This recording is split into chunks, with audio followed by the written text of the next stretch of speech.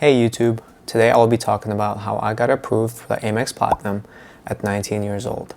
And I'll tell you 3 tricks that you can use to maximize your chances when applying. First, I would like to say that this is not a beginner's card, but it's easier to get than you think. Right now, the sign-up bonus is at 125,000 points, so it's definitely worth applying for. Stick around to the end of the video to find out the fastest way you can boost your credit score right now. Let's jump in. Now, at the time I was applying, I had over 720 credit score and an average of 2 years of credit history. And I also had 10 open accounts in total, and I had 2 credit cards with American Express. I do think that you can get approved with less. I was just trying to get as much points as I could, so I applied for a lot of cards at the time. Luckily, Amex doesn't really care about hard inquiries or open accounts, so don't worry about any hard inquiries, or if you opened a credit card recently, I don't think that would matter. So I applied and I got approved for Amex Platinum almost instantly. If you have a lower credit score than I did, and if you have a lower credit age history, don't worry, because I will teach you how to boost your credit score and your credit age history in a fairly short amount of time.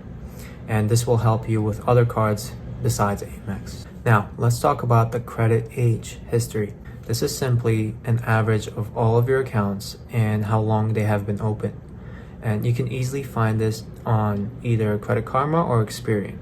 I would suggest looking at both, but in this case, American Express mostly pulls Experian. Take a closer look at Experian because sometimes the credit information may vary between the bureaus. If you have 1 year of credit history, average credit history, that should be sufficient to start applying for any credit card, including the American Express.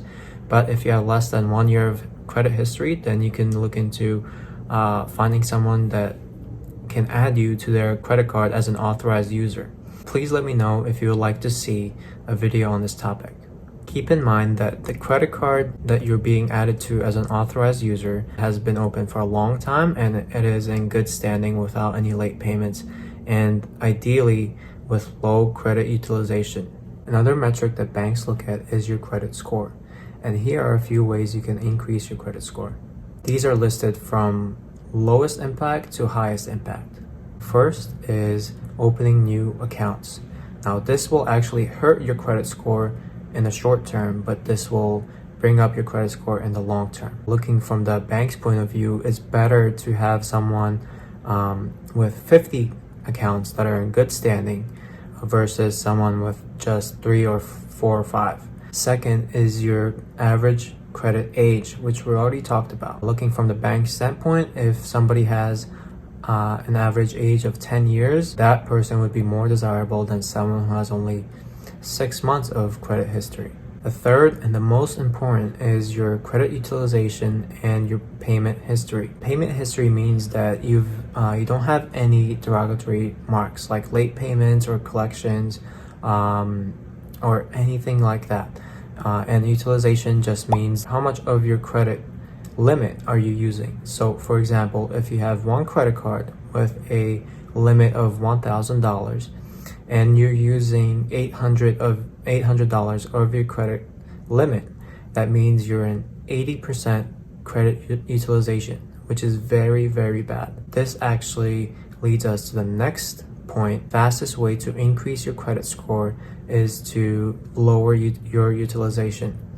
Credit Karma suggests that you keep a utilization below 30% or 10%, but I suggest that you keep it at 0%, because this is the highest impact in the short term. And banks look at this when you're applying for a credit card. So what I'll do before applying for any credit card is I'll make sure that none of my credit cards have any balance. And not even that, I will check the credit bureaus and make sure that credit bureaus have the correct information before applying for any credit card or any application.